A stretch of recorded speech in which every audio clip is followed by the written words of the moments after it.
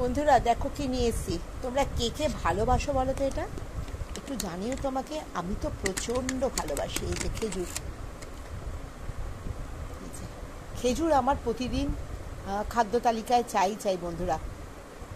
Dry ফ্রুটসের মধ্যে খেজুর শুকনো করে দেওয়া থাকে, সেগুলো তো আলাদা। তবে এই খেজুরও আমি আনিয়ে নিই বন্ধুরা। দু রকমের হয়, এটা একটা হয় সরু, একটুখানি শুকনো মতো লম্বা, আর এইটা আমি কিন্তু এইটা ভীষণ ভালোবাসি।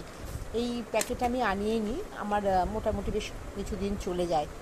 কারণ আমি দুধের সাথে খেজুর দানাটা ফেলে ফুটিয়ে খাই। খুব ভালো এবং খুব পুষ্টিকর। বাড়িতে ছোট বাচ্চা, অসুস্থ মানুষদের পক্ষে এটা ভীষণভাবে উপকারী জিনিস।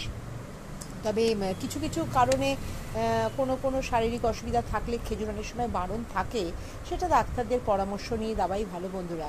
আমি না খেজুর কাস্টার্ডেও দিয়ে থাকি, তোমরা দাও কি না আমাকে জানিও তো।